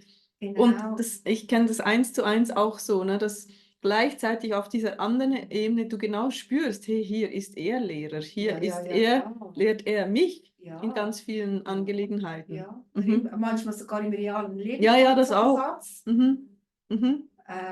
Also irgendein Zusammenhang, der nicht mal da war. Und Ja. dann denke ich, Mhm. Mhm. da kommen diese Ja. Beweise kommen Ja, ja. quasi auch dann ins reale Ja. Leben. Ja. Ganz spannend. Ja. Also ich Ja. finde das ein sehr wichtiger Punkt, dass eben er nicht mit dem Thema sich aktiv beschäftigt, ne? Und trotzdem so sehr seine Rolle 100% einnimmt und Perfekt. zur Perfektion ausübt. Also, Ja, ja. ja, wir haben Mhm. beide da unsere Rollen. Ja. Mhm. Ja, weil am Anfang denkt man doch, ich muss ihm dieses Dualseelenkonzept zeigen. Erklären. Dann, genau, Oder dann macht zeigen. bei ihm, dann fällt doch Dann der macht's bei ihm Knopf, Klick. dann ist alles klar. Dann ist das geht nicht. Darf jeder seinen eigenen Kannst du Weg. das nochmal sagen, bitte? Also, am Anfang dachte ich, hey, ich schicke ihm doch einfach das Video von Yvonne, dann realisiert er das. Ich erkläre ihm das Konzept und ich habe es sogar einmal versucht. Mhm. Mhm. Und er hat dann schon Ja, gesagt, erzähl ja, davon. schön. Mhm. Aber das ging hier rein, da raus, hatte ich das Gefühl, Ja. weil er war so in einem anderen Film drin. Mhm. Und ich habe schnell gemerkt, es bringt nichts, wenn ich ihm das erkläre. Mhm. Eben, das Gras wächst nicht schneller. Ja. Es ist nicht der Weg. Es ist nicht der Der Weg. Weg ist nicht, es ihm erklären zu müssen. Nein. Der Und auch Weg bei ist, sich bleiben. sein eigenes Ding zu machen Mhm. und gleichzeitig das Herz für ihn offen zu halten. Das ist manchmal ein bisschen Irene, schwierig. du sprichst so schöne Sachen heute. Ja, aber es ist so, weil ich so erlebt habe. Ja, es ist wirklich. wunderschön. Es ist manchmal schwierig, das Herz nicht zu verschließen, weil man Mhm. vielleicht vermeintlich sauer auf seinen Spiegel ist, Mhm. sondern Mhm. zu erkennen, hey, Moment, es ist eine Einladung, Mhm. es hat mit mir zu tun. Mhm. Ich liebe dich trotzdem, mein Herz ist geöffnet, aber lass Mhm. mich jetzt ein bisschen Mhm. meine Wunden lecken. Ich Mhm. muss das mit mir selber regeln. Ja. Ja. Nein, selber. Mhm. Also es ist eine unglaubliche Reife, auch die es dir spricht. Ich habe es wirklich gerade so kurz gedacht. Boah, ich habe auch gerade Auch, ne? Ja, ich höre mich jetzt Es ist auch wirklich, sprechen. ja, es ist heftig. Aber man wächst mit der Reise ja auch. Ja, Und extrem. er hat diese Erkenntnisse und ich glaube, man ist auch immer mehr mit diesem Göttlichen verbunden. Ist ja Mhm. egal, ob Allah, Gott oder Mhm. Buddha, wie man es Das nennt. ist noch ein guter Punkt, ja. Also ja, wie ist das jetzt konkret bei euch, dass er, also du glaubst an Gott und er glaubt an bin Allah, quasi das sind Katholiker andere und Namen er für hat dasselbe? nach dem Islam, genau. Mhm. Er hat mir öfter gesagt, im Herzen bist du eine Muslimin. Also für mich war das quasi immer ein Kompliment. Er hat gespürt, mein Herz ist einfach offen für das Göttliche, Ja. egal wie es Ja. heißt. Ja. Diese Verbindung hatten wir schnell. Ja. Aber Mhm. wenn dann die Egos reinfunken, Mhm. denkt halt schon jeder, meine Religion ist quasi die richtige. Ja. Aber da will ich mich sehr distanzieren, weil ich Mhm. sage immer, meine Religion ist eben auch die Liebe. Die Ja. Liebe. Ja. Wie, Ja. Ich glaube, es ist wichtig, dass man an was Höheres glaubt. Ja. Weil die Dualseelen werden von diesem Höheren begleitet. Mhm. Es ist für mich immer ein Dreieck. Ja. Das Ja. Universum, Mhm. Mhm. die männliche und die weibliche Dualseele ist ein Dreieck. Mhm. Und jemand hat mir mal gesagt, Nummer 1 ist das Göttliche, Nummer Ist 2 so. sind wir Es ist so. und er. Ja. Einfach das Gegenüber oder Genau. auch sie ist Die Nummer Person 3. im Außen. Genau. Und jetzt check mal ab, bin Mhm. ich verbunden mit Mhm. nach Mhm. oben, Mhm. zum Göttlichen, zum Mhm. Universum, egal Mhm. wie. Mhm. Bin ich bei mir und erst Mhm. dann kommt das Gegenüber. Und diese Anschauung hat mir auch ein bisschen geholfen, Ja. immer wieder Mhm. zu mir zu kommen und Mhm. mich nicht zu sehr im Außen bei ihm Ja. Ja, Ja, zu zu orientieren. fixieren, Ja. verlieren. Ja. Ja, ich glaube, Mhm. je länger du auf dem Weg bist, desto mehr merkst du, da ist noch eine andere höhere Macht dahinter. Ja. Du Ja. kommst gar nicht drum rum. Ja. Ja. Ja, und das ist ja denke ich, ein Kernelement des Ganzen Da kommt Weges. die Weisheit dann auch her, wenn Ja. du da verbunden Ja. bist und im Herzen bist und das so spürst. Und dann das Ego zerbröselt immer mehr auf dem Weg, oder? Ja. Weil das weltliche Ego oft jetzt das Problem macht. Ja, und für mich, es ist witzig, ich hatte gerade heute Morgen ein längeres Gespräch mit einer guten Freundin, wo ich die Aussage gemacht habe, für mich sind auch Religionen ein Stück weit überholt, die gehören für mich so ein bisschen zur alten Welt, wenn man so will. Ja. Wie du sagst, die Verbindung zu Gott ist essentiell oder zum Göttlichen, zum Universum, wie auch immer das jeder Einzelne nennen will. Und da dieses Gestülp, diese Struktur drüber zu stülpen von, die Religion, das muss jetzt so heißen und das muss man machen, diese Rituale, dass es auch wegfallen wird. Und gar nicht essentiell ist, wie man das jetzt nennt. Ist das jetzt Weihnachten, ist das jetzt Hanukkah, ist das jetzt Allah, ist das jetzt, dass es zweitrangig ist, diese Dinge, sondern das ist das, was er wahrscheinlich meint mit dieser Aussage, du bist für mich Muslimin im Herzen. Ne? Das ist wahrscheinlich sein Versuch zu sagen, wir glauben ja ans Gleiche, wir haben diese gleiche Anbindung, wir sind dasselbe. Du bist ja aus demselben, Ja, die Energie ist ja genau, dieselbe. genau, Das andere sind Hüllen. genau. Also ich habe jetzt ganz stark im November gemerkt, die Themen kamen alle nochmal hoch, so Mhm. Religion, Ja, generell Krieg. ja, genau. Ja, Was habe war ich noch? heute auch besprochen. Sag jetzt mal auch einfach auch die manipulative Ja. Sexualität, all diese Alles Themen, manipulativ. alles dieses 3D kam Ja. dann, Ja. habe ich plötzlich realisiert, hat mir mein Mann quasi auch nochmal gespiegelt im November. Ja. Es kam mir so vor wie ein Test, so, Mhm. Mädchen, wo stehst du jetzt? Ja, wie viel hast du schon gehört? Bist du jetzt mit offenem Herzen? Mhm. Schaust du das jetzt quasi aus der göttlichen Perspektive an, so von der neuen, schönen Welt? Ja. Oder bist du noch in diesem alten Sumpf verhaftet, Ja. wo die Religion oder das Sexgewerbe oder der Ja. Krieg die Menschen nur spalten will? Ja. Ja. Auf was Ja, lassen wir uns jetzt ein? Genau. Es zeigt sich jetzt so klar. Ja. Und da wird man immer wieder getestet, Ja. auch vom Lieben. Ja. Ja. Lass uns doch kurz zurückgehen zu eurer Geschichte, wo du deine liebe Dualseele ja auf der Arbeit regelmäßig getroffen hast, also in Richtung Beziehung sich entwickelt hat. Das Körperliche war noch nicht da. Wie ging es denn dann weiter? Es gab so nicht einen bestimmten Moment. Das hat sich einfach in ein normales Paarverhalten entwickelt, dass wir die Wochenende zusammen verbringen und dass das Körperliche wieder hinzukommt. Ja. Es ist nicht so, dass diese Anziehung, die war nie weg, aber man hat sie sich einfach nicht erlaubt. Sie war im Gefrierfach. Die war im Gefrierfach und aus heutiger Sicht weiß ich ja auch, dass er mir ja nicht das Gefühl geben wollte, hey, ich springe jetzt von da nach da. Natürlich, ja, ja.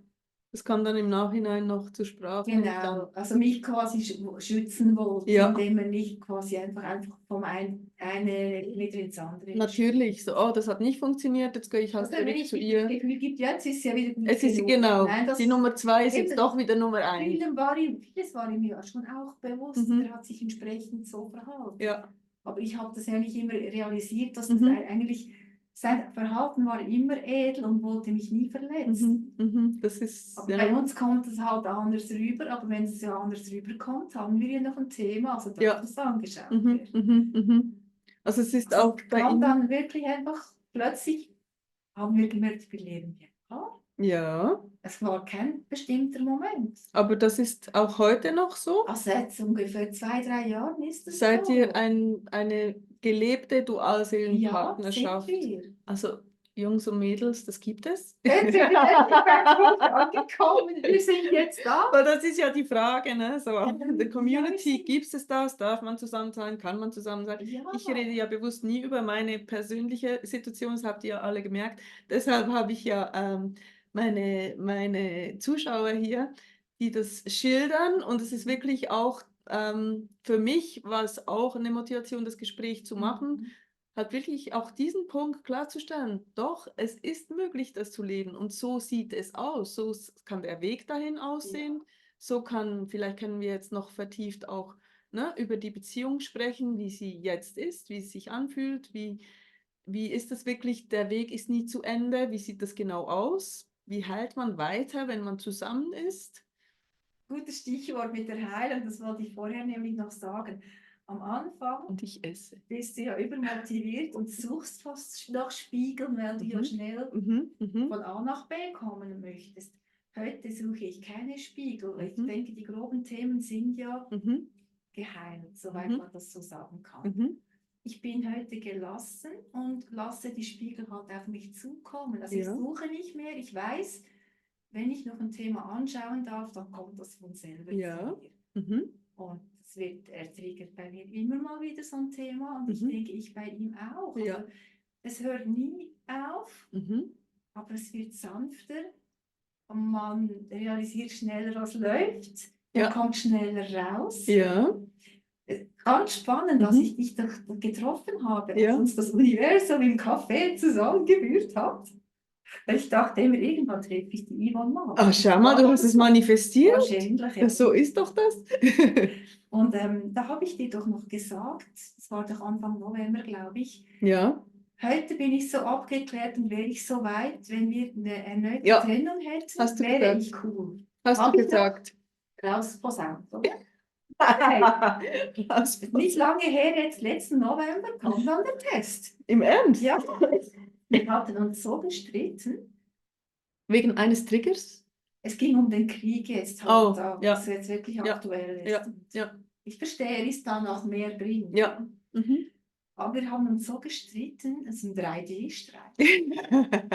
Und dann hatte ich wirklich im Moment das Gefühl, ich war so nah dran, ich war bei ihm zu Hause, er wohnt nicht weit weg in der Schweiz, so nah dran, dass ich jetzt rausgehe und dass ich der Runner bin, dass ich flüchte, weil ich... Das ist zu anstrengend. Das ist too much. Und da hatte ich wirklich im Moment das Gefühl, jetzt ist alles aus. Wir haben eine komplett andere Meinung. Also ein Beispiel, er wollte dieses Thema völlig auf der 3D-Schiene regeln und ich auf der 5D-Schiene im Sinne von, ich zünde eine Kerze an, ich bete für diese Leute und er hat mich angeprangert. Bist du irre, das nützt nichts, man muss mehr tun. Und da haben wir so eine andere Meinung als anderen, eben 3D und 5D-Denken, dass ich gedacht habe, jetzt ist alles aus, jetzt ist auch unsere Liebe, also die ist immer da, aber wir finden uns jetzt hier auf 3D nicht, jetzt ist es aus. Da habe ich so, wir haben uns angeschrien. Und früher in dieser Situation wäre ich in eine riesen Verlustangst reingekippt. Jetzt ist alles aus, jetzt geht er weg. Jetzt. Und ich hatte auch den Impuls zu rennen. Dachte ich war bei der Tür, dann dachte ich, nein, ich drehe um. Ich gehe zurück, weil ich weiß genau, wenn ich jetzt gehe, zu Hause beschäftigt mich das, ich möchte wieder zurück und das trotzdem wieder besprechen. Das kann ich ja gerade da bleiben. Und dann hatte ich im Moment das Gefühl, jetzt ist alles aus. Das war wirklich dieser Test. So, Irene, was machst du jetzt? Wenn du ja schon groß posaunst, ich würde das cool heute managen. Nein, es wäre nicht so cool.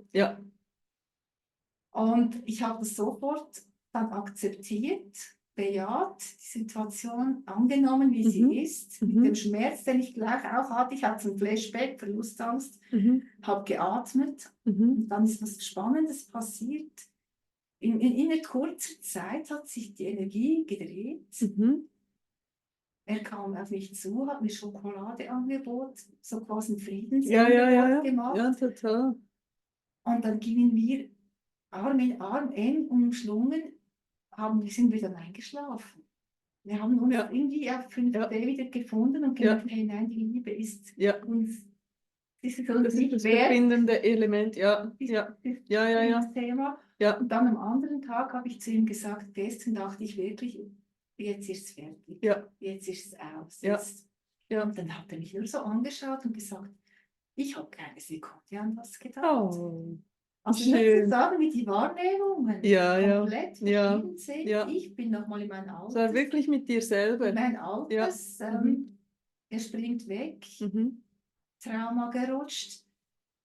Und ja dann auch, um die Kontrolle zu übernehmen, ich spring weg, bevor er wegspringt, ja, genau, oder? Ja, ich glaube, das war wirklich das. Ich bin nochmal in mein altes Muster zurückgefallen, um relativ schnell zu merken, stopp. Es ist nicht mehr damals. Ich bin heute weiter, wir sind weiter. Aber das war dann wieder der Test, nachdem ich das ihm gesagt habe. es wäre immer noch eine sehr schmerzhafte Trennung, Ja, aber man kann es ganz anders handhaben ja. und es dreht dann ganz schnell wieder mit Mhm. der Energie. Ganz interessant irgendwie. Also nur, dass man sieht, dass es eigentlich, also ohne eigentlich, dass das Ganze unzerstörbar ist. Ja. Dass wir uns einfach manchmal im Weltgeschehen dann halt eben Ja. verzetteln. Ja, Und so diese 3D-Position beziehen, ne? Von genau, wegen, ich dann würde wie so jeder machen, ich würde so. genau, Und es auch die Illusion entstehen kann, als wäre man nicht auf der gleichen Ebene ganz oder nicht genau, dual sind, man ist genau. nicht eins, man Das, ist nicht in der genau, Einheit. im Moment hat man diesen Ja, Trigger wirklich ja, und denkt so, nein, das geht nicht. ja, ja.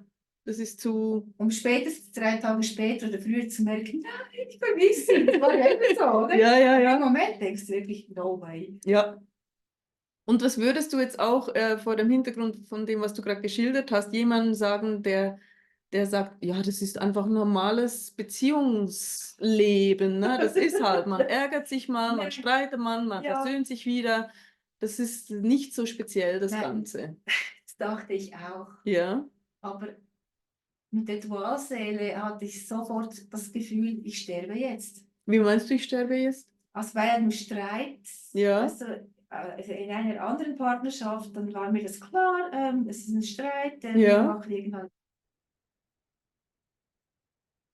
Bei der Dualseele hatte ich immer schnell das Gefühl, Verlustangst. ja. Es ist zu Okay, Ende. es Ich will triggert wieder so, hin. okay. Es ist kaputt, das Ja. geht nicht. Also Mhm. die Fallhöhe ist viel tiefer. Ja.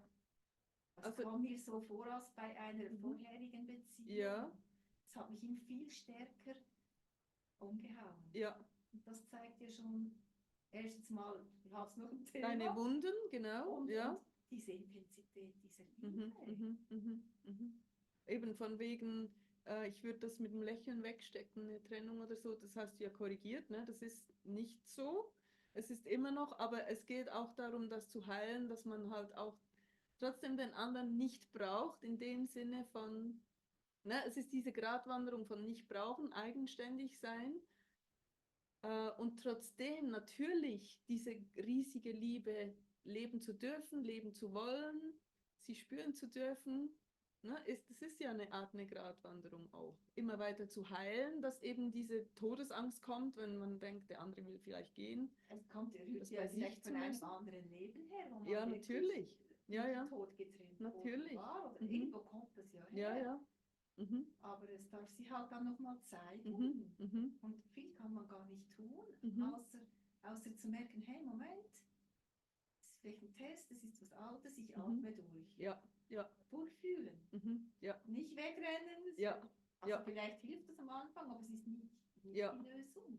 Also du sagst schon, es ist einfach alles viel intensiver, oder? Nicht nur die schönen Seiten, die wir ja alle kennen, ne? Sondern wirklich auch die Trigger. Ich habe es halt auch bestellt, weil ich gesagt habe, kann das nicht mehr passieren. Das wahrscheinlich, ja. Das Universum gedacht, mal schauen. Ja, ja. Ob sie wirklich so Ob du den Mund ein bisschen voll genommen hast. Oder? Genau, aber der Weg geht immer weiter. Ja.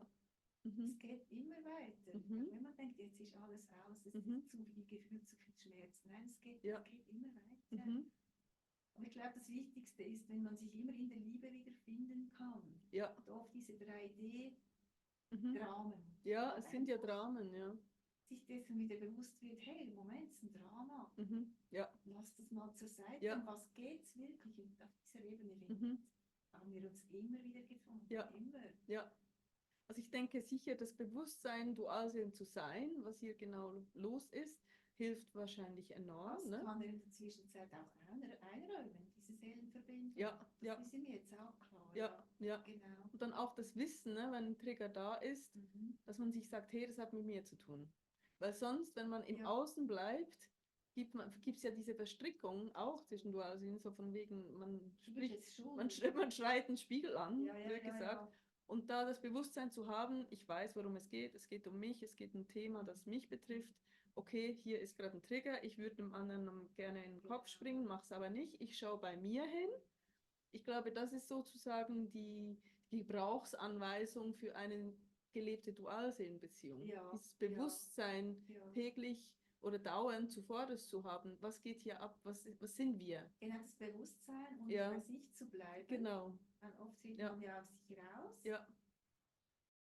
Weil, ja, ich denke, dass Mhm. Bewusstsein hilft. Ja. Und wenn es mal wirklich schmerzt, weil da ein Trigger kam, der hat immer einen Grund. Ja. Sei froh, du kannst heilen. Mhm. Wenn es wirklich dann zu schwierig ist in der Energie, Mhm. dann geh halt mal raus. Ja. Ja. Und das ist ja das Gute, Es ist ja jeder nicht- hat doch seine Wohnung. Mhm. Ja. Jetzt bei euch. Bei uns und Ja. dann hast du mal den Rückzug und kannst das anschauen und dann wieder gestärkt in deiner Mitte Mhm. aufeinander Ja. zugehen. Weil diese Energie im ständigen Zusammenleben zu halten, das geht, ich bin überzeugt. Das ist dann schon hohe Schule. Ja.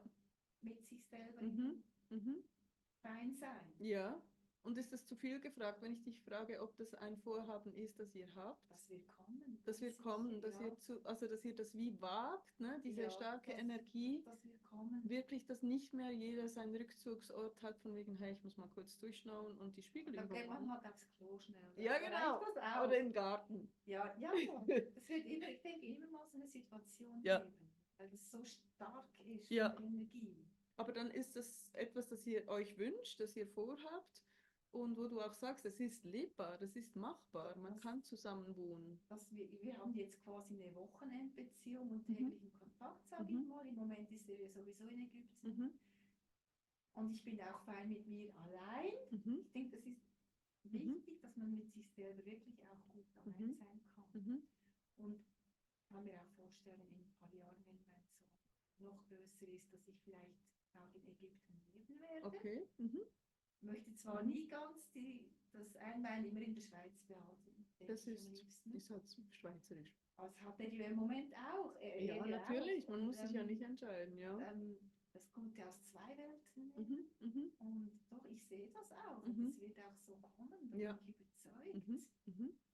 Aber diese Annäherung der Energien ist, glaube ich, gar nicht so schlecht, wenn man das Ja, so. natürlich. Und dann merkt man, Stückweise. wir waren auch schon, ich war ja jetzt auch dieses Jahr 3-mal jene Woche in Ägypten. Ah, wirklich, Mal ja. eine Woche wirklich Ja. intensiv zusammen. Mhm. Das geht gut. Mhm. Mhm. Also das geht. Ja, ja, Aber wenn dann halt einfach ein krasser Spiegel kommt, wird es ein bisschen Ja. ja, schwer. ja. Aber auch dann geht's ja. Ja, ja, auf jeden Fall. Ich habe ja seine Mutter unten kennengelernt. Das war Mhm. auch gerade Liebe auf den ersten Blick. Ja, das Weißt du, ist immer so. drumherum segnet ab. Die Ja, Kinder, ja. alles stimmt. Ich habe es mit seinen Töchtern gut, er mit meinem Sohn. Ja, das ist noch ein guter Punkt, ja, den wir Passt vielleicht einfach. noch ansprechen können, ja. Mhm. Das sind ja auch viele Ängste, ne? Geht das dann? Was denken meine Kinder? Aber seiner Mutter können wir das nicht antun, all das. Und deine Erfahrung zeigt jetzt, Die spüren ja, wenn die Leute ohne Eifersucht und Ego auf die Mhm. Beziehung schauen, dann Mhm. freuen sie sich ja mit dir. Ja. Also auch seine Mutter und die Kinder, weil die ja Mhm. spüren, dieses Paar fühlt sich miteinander wohl. Ja. Und das überträgt sich ja dann aufs Umfeld. ja, und miteinander wohlfühlen ist noch gelinde gesagt, ne? Weil es ist ja Ja, wirklich ja. diese mächtige Himmel auf göttliche Erden, es ist Liebe wirklich Himmel auf und die Erden. das spürt das Umfeld. Ja, das spüren die und darum, wenn die uns, oder wenn die dir gut gesinnt sind, dann befürworten die das Ja, alle. ja. Also Mhm. wirklich. Mhm. Das, glaube ich, Das wird hast nie du ein so Problem erfahren. sein. Ja. Ja, Mhm. ja. Ich Schön. konnte mich ja mit der Mutter nicht unterhalten. Mhm. Sie konnte Ja, das nur ist wieder Arabisch, das. 2-3 Brocken Englisch, aber unsere Blicke und am Mhm. Schluss haben wir uns in den Armen gehalten und geweint beim Oh. Abschied. Es war so klar, es ist einfach abgesegnet. Ja, ja. Es ist einfach gut. Mhm. Mhm. Das fand ich auch so schön. Ja, das kenne ich auch, ja. Ja. Mhm. Oh, Oh, ja. Ja, wirklich. sehr schön. Ja, und der Weg, ich denke, der hört nie auf, der bleibt spannend. Mhm. Mhm. Aber ja, die Liebe ist lebbar. Ja, und jetzt so im Rückblick, wenn jetzt jemand noch nicht mit seiner Dualseele zusammen ist und denkt, oh Gott, das ist alles nur anstrengend und ich leide und schwierig, würdest du sagen, es hat sich gelohnt, der ganze Aufwand, der ganze Schmerz, die ganzen Tränen, die du geweint hast über die Jahre? Ja, definitiv. Also ich würde es nochmal machen. Mhm. Und was gibt es denn Schöneres als Grund fürs Erwachen als die Liebe. Ja. Ein anderer erwacht, weil er den Job verliert, weil er Mhm. einen Unfall hat. Und was meinst du mit Erwachen? Also quasi ein bisschen erwachen und auf diesen göttlichen Weg kommen. Mhm. Vielleicht. Mhm. Oder auf Mhm. das merken, hey, wir sind da nicht nur im Hamsterrad, Ja. gehen zur Arbeit, nach Hause, schlafen, arbeiten. Mhm. Das ist noch mehr. Es Mhm. gibt diese wahre Liebe, es gibt noch viel mehr, als wir sehen. Ja. So ein bisschen dieses Erwachen. Mhm. Ich weiß nicht, wie ich es anders Doch, betreiben doch, soll. das- Es gibt solche Erwachen in einem Unfall, haben ein Nahtoderlebnis, andere Mhm. erwachen halt Mhm. mit anderen Schicksalsschlägen. Ja. Ich meine, Ja. bei uns ist es die Liebe.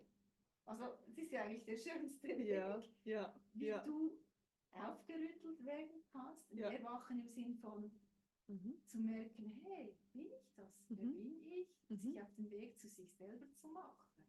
Mhm. So meine ich. Ja, Jetzt habe ich's wunderbar. gesagt. Ja, wunderbar. Und was ist denn schöner, als wenn es die Liebe ist? Ich würde jede Träne nochmal weinen. Es Ja. lohnt sich. Ja. Ich weiß ja auch nicht, was hinführt, aber ich weiß einfach, die Liebe ist da, die bleibt, es ist gut. Mhm. Mhm. Und was kommt? Ich vertraue, dass es zu unserem höchsten Ja. Wohl ist. Ja. Ja. Mehr kann man ja nicht Ja. tun.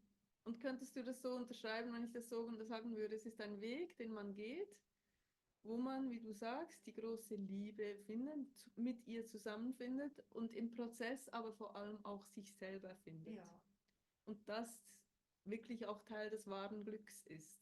ja, Nicht nur dieses, ich darf jetzt mit ihm oder ihr sein, sondern wirklich auch, wow, ich habe ja da so als Nebenprodukt etwas entdeckt, wo ich gar nicht wusste, dass das mit in der Lieferung ist. Und das ist ja wunderbar, Ja. wie ich mich kennen und lieben gelernt habe. ja, Ja. genau. Weil Mhm. du ja dann selbst das Erdbeertörtchen bist. Ja, Du bist dich selber. Und wenn das noch gelebt werden kann, als quasi die Schlagsahne noch hinzukommt, ja, was willst du noch ja, mehr? ja, ja. Aber ja, das Es Schönste, ist ich zwei in denke, einem. ja, all in one.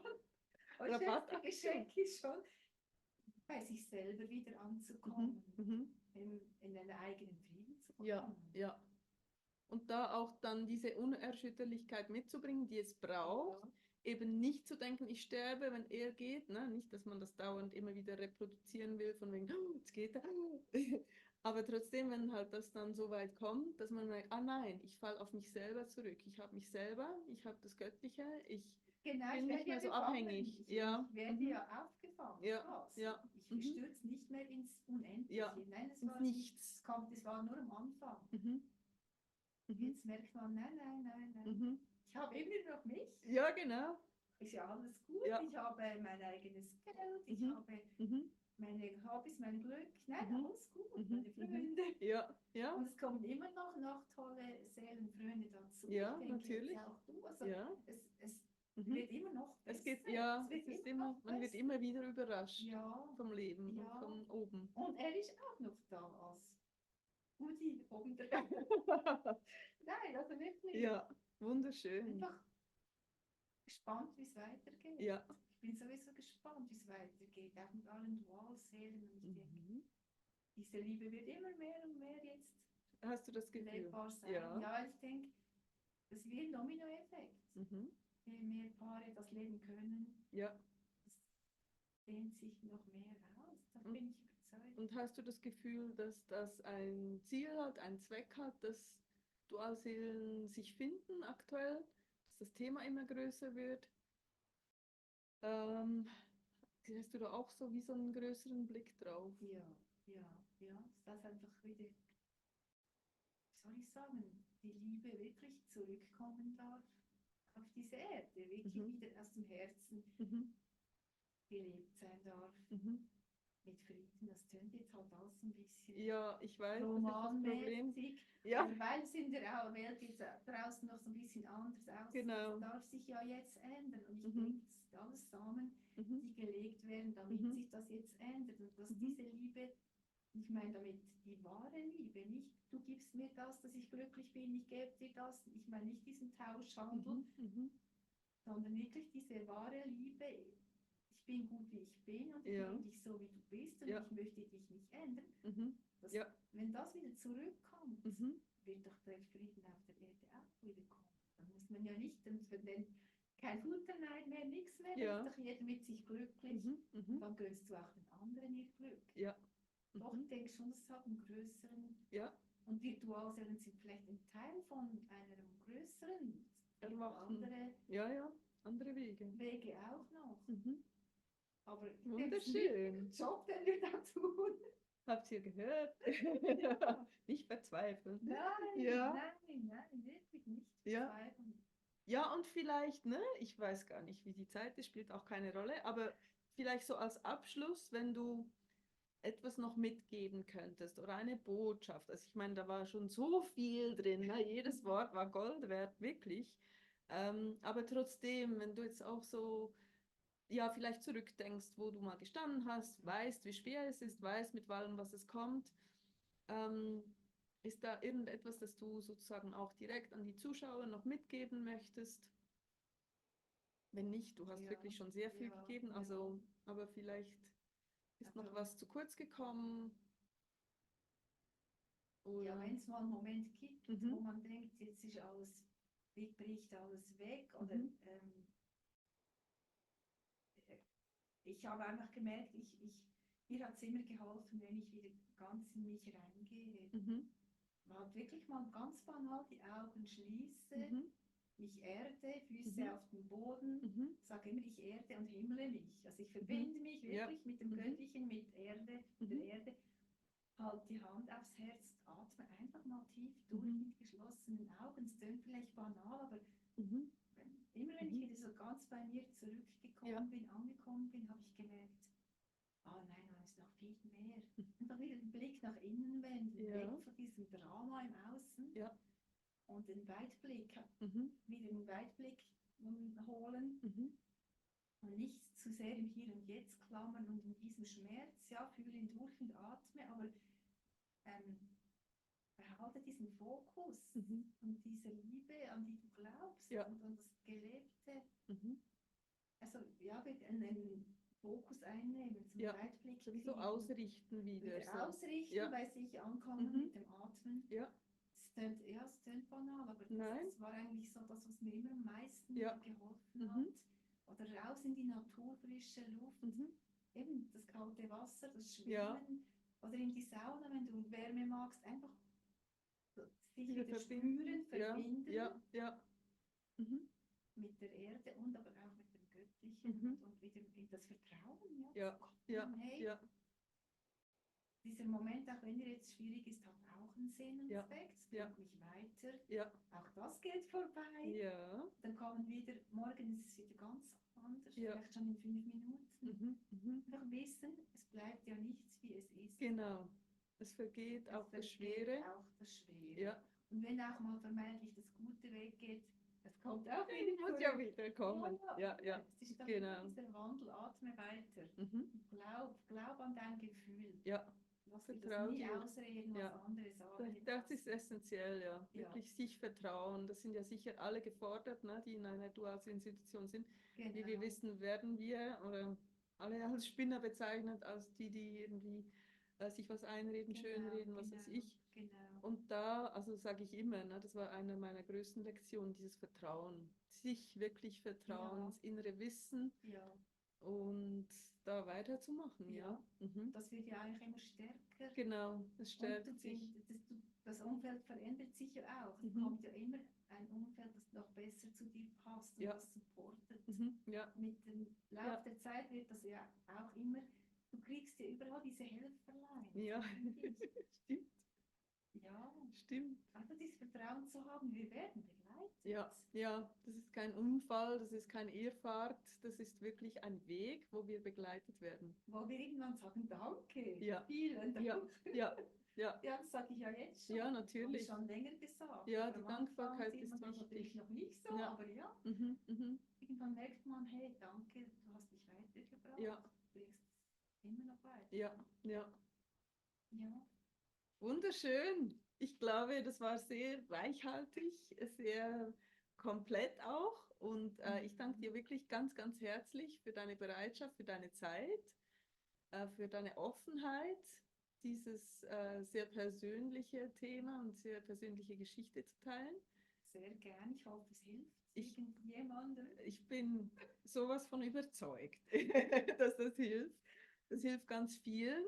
Es ist wunderschön, auch diesen, ja, du hast ja wie einen Dienst auch erwiesen, ne, an der Gemeinschaft, an allen, die auf diesem Weg sind. Ja.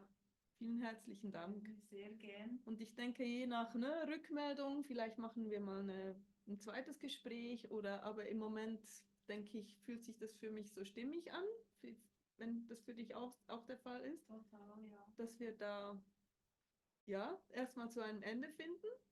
Ich danke euch allen fürs Zuschauen. Ich zupfe immer an meinem Jäckchen rum, weil es mich komisch stinkt in der Kamera. Danke fürs Zuschauen. Schreibt doch gerne unten rein, falls ihr weitere Fragen habt oder auch Kommentare. Ne? Ist auch sicher für dich spannend, Rückmeldungen vielleicht zu haben dazu. Genau. Dürft ihr euch gerne melden. Wir freuen uns über alle schönen Nachrichten und Likes und Lobs und solche Sachen. Und dann sehen wir uns, ich euch irgendwann beim anderen Video wieder. Wir reden noch ein bisschen weiter vielleicht. Ich denke auch. Und für den Moment herzlichen Dank für die Aufmerksamkeit und bis bald. Alles Liebe, nicht aufgeben, immer weiter. Würde ich auch sagen. Also, ganz schönen Abend, Tag, was auch immer. Tschüss. Genau, tschüss.